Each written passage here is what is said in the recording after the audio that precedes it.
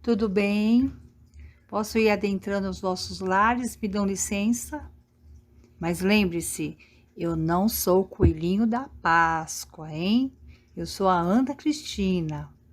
Na verdade, eu sou a mamãe coelho no dia de hoje, vindo desejar para vocês uma feliz Páscoa. E espero com toda sinceridade que vocês não tenham abusado hoje de comilança de ovos. Afinal de contas, temos que estar sempre em dia com a nossa dieta, não é verdade? Bom, eu vou pedindo licença, falando mais seriamente, para que possa ir adentrando o vosso lar, para que possamos bater um bate-papo, termos assim uma conversa bem gostosa, saboriosa, vamos dizer assim, com um sabor bem doce, bem adocicado, para que tenhamos um final de domingo tranquilo, com mais alegria, com mais confiança e mais plenitude. Para isso, vamos convidando os nossos amigos espirituais, aos nossos mentores, que eles possam estarem conosco, nos auxiliando e nos ajudando. Sempre colocando sobre a mesa aquele copo d'água onde os nossos amigos espirituais já estão simplesmente colocando fluidos de positividade, de equilíbrio, para que nossos corpos possam estar realmente em pleno funcionamento de acordo com aquilo que realmente é necessário.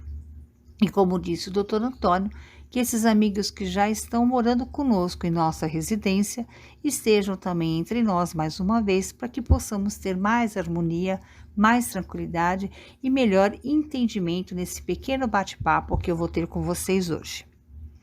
Bom, para começar, eu gostaria de simplesmente dizer sobre aquilo que o Ronaldo nos disse hoje de manhã. Foi uma grandiosa e, como sempre, uma excelente explicação, eu não tenho nada a dizer sobre isso, pelo contrário. Ele me fez questionar algumas coisas que pela qual eu sempre tive curiosidade de saber. Como criança que sou, e eu espero que todos vocês também se sintam assim, de acordo com o Dr. Antônio, todos somos, não podemos contestar. Então, eu tenho aqui cá comigo algumas dúvidas, alguns questionamentos de coisas assim, que até poderemos dizer que sejam corriqueiras, mas que temos que entender o porquê.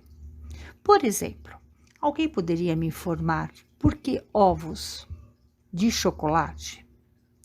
Por que coelhinho? Coelhinho de Páscoa? É um pouco complicado, né? Até mesmo para a gente que é adulto. Eu, particularmente, nunca tive uma aula sobre isso nas escolas e nunca me interessei em saber. Mas hoje resolvi.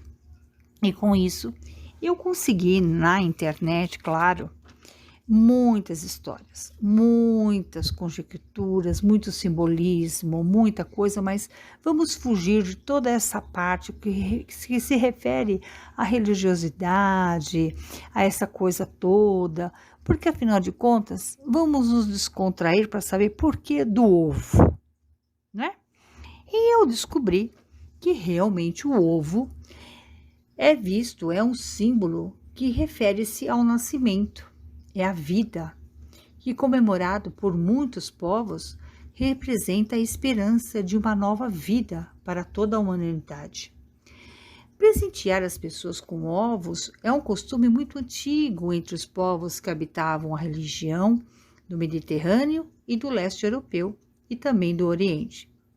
Era durante as festividades realizadas com a chegada da primavera, porque depois do inverno, os ovos na época que eram de galinha eram cozidos e pintados com desenhos que lembravam plantações e outras figuras relacionadas à colheita. A esperança de fertilidade do solo e de abundantes colheitas. É lógico que com o passar do tempo entrou o ovo de chocolate. Entrou para a tradição em muitos países, assim como o nosso. Há alguns historiadores que acreditam que a tradição do ovo de chocolate veio no século XVIII, que foi uma invenção dos franceses. E também há historiadores que afirmam que o hábito de oferecer ovos de galinha pintados surgiu no antigo Egito, na Pérsia e também em outras tribos germânicas. Verifiquei também que existe alguns lugares lá na Alemanha que eles cultuam esses ovos pintados até hoje. E eles penduram esses ovos em árvores, justamente para que essas árvores possam dar abundância para eles, dar a renovação da vida, né? Dando a transmutação das coisas. Muito interessante isso. Bom, aí vem o porquê do coelho. Lembrando que o coelho também é um símbolo antigo que se representa a fertilidade, o nascimento e a esperança da vida. Já que o coelho não bota ovo, ele é um animal que reproduz em grandes ninhadas. A sua relação com a Páscoa foi definida por muitos povos antigos. Historicamente, falando, a partir da representação que esse animal, com a chegada do fim do inverno, também saíam de suas tocas quando iniciava a primavera. Os coelhos só passaram a representar um símbolo da Páscoa aqui no Brasil no século XVIII, trazido também pelos alemães. Então, vamos começar a ter o raciocínio que todos nós temos que ter, independentemente de que tudo isso é muito bonito, são crenças, são dogmas, seja lá da maneira que você acredita que você deva chamar. Mas vamos olhar pelo lado mais assim da nossa religião. Espíritas que somos, acreditamos piamente na reencarnação. Portanto, somos reencarnações de muitas eras. Então, nós já vivemos nesta época em que os ovos eram sim pintados e que os coelhos eram cultuados. Olha que maravilha! Claro que hoje nós sabemos que não precisamos de fazer nada disso, mas nem por isso deixamos de ter ovos de Páscoa dentro dos nossos lares e muito menos sempre falar que quem traz os ovinhos é o coelho. Seria remanescências de outras vidas? Pode até ser, porque os que foram ontem, que cultivavam tudo isso, provavelmente somos nós mesmos que estamos aqui na época de hoje. Mas também sabemos que nós não podemos esquecer que, espíritas que somos, não temos mais a necessidade de cultuar nem mesmo um ovo e muito menos um coelho. Porque nós sabemos que para você renovar a sua vida, todos os dias é o dia apropriado.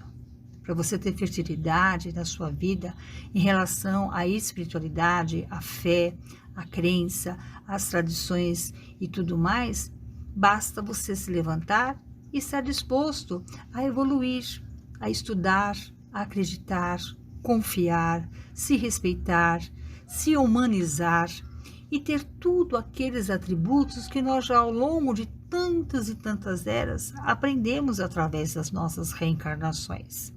Então é muito importante que nós saibamos de que tudo isso é necessário sim para a nossa existência, porque ainda estamos enraizados, direta ou indiretamente, com essas tradições que trazemos lá de trás. Bom, isto foi aquilo que eu colhi com referência aos ovos e aos coelhinhos.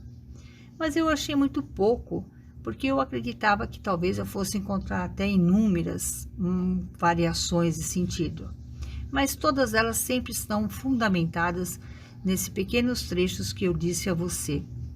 Abundância, fertilidade, plantações, fartura e coisas assim.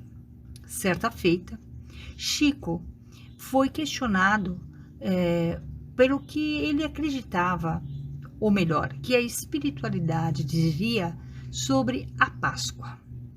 E Chico, na sua simplicidade, se sentou abaixo do seu abacateiro, numa mesa simples e delicada como ele era, pediu algumas folhas de papéis, alguns lápis, e se posicionando e orando, ele simplesmente abaixou a sua cabeça, colocando a sua mão sobre a testa, como é o símbolo dele, pegando um lápis. Começou a escrever. E assim foi o trecho que eu encontrei dito por ele, e eu vou reproduzir para vocês essa simples e orientação que o plano espiritual, através do Chico, do Emmanuel, nos passa. Prestem bastante atenção, pois ela é muito grandiosa. Mensagem de Páscoa de Chico Xavier, um texto psicografado de Emmanuel, seu guia e mentor espiritual. Através da mensagem chamada Tudo passa, exceto Deus. Deus é o suficiente.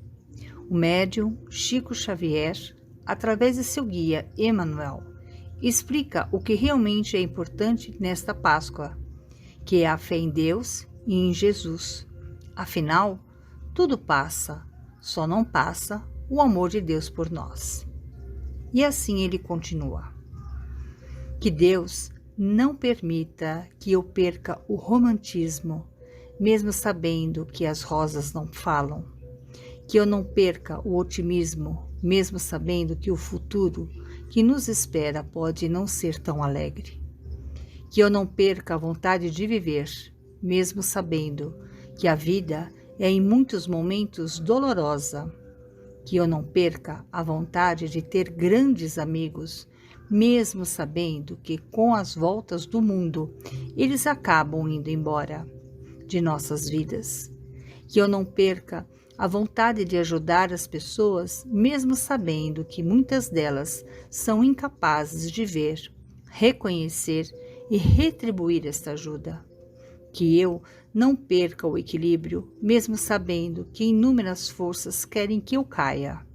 Que eu não perca a vontade de amar, mesmo sabendo que a pessoa que eu mais amo pode não sentir o mesmo sentimento por mim. Que eu não perca a luz e o brilho no olhar, mesmo sabendo que muitas coisas que verei no mundo escurecerão os meus olhos. Que eu não perca a garra, mesmo sabendo que a derrota e a perda são dois adversários extremamente perigosos.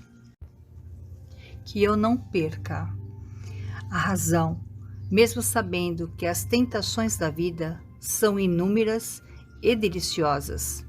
Que eu não perca o sentimento de justiça, mesmo sabendo que o prejudicado possa ser eu. Que eu não perca o meu forte abraço, mesmo sabendo que um dia os meus braços estarão fracos. Que eu não perca a beleza e a alegria de viver, mesmo sabendo que muitas lágrimas brotarão dos meus olhos e escorrerão por minha alma. Que eu não perca o amor por minha família, mesmo sabendo que ela muitas vezes me exigiria esforços incríveis para manter a sua harmonia.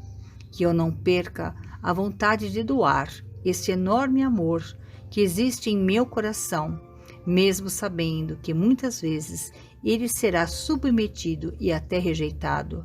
Que eu não perca a vontade de ser grande, mesmo sabendo que o mundo é pequeno. E, acima de tudo, que eu jamais me esqueça que Deus me ama infinitamente, que um pequeno grão de alegria e esperança dentro de cada um é capaz de mudar e transformar qualquer coisa, pois a vida é construída nos sonhos e concretizada no amor. Chico Xavier. E assim, meus filhos, diante de toda essa simplicidade e grandiosidade do amor, nós vamos agradecendo. E vamos assim agradecendo, sim, sempre, meus irmãos e filhos, por toda a ajuda da espiritualidade para conosco. Que possamos ter uma semana grandiosa, de muita paz, de muita grandiosidade e felicidade. Que assim seja, graças a Deus.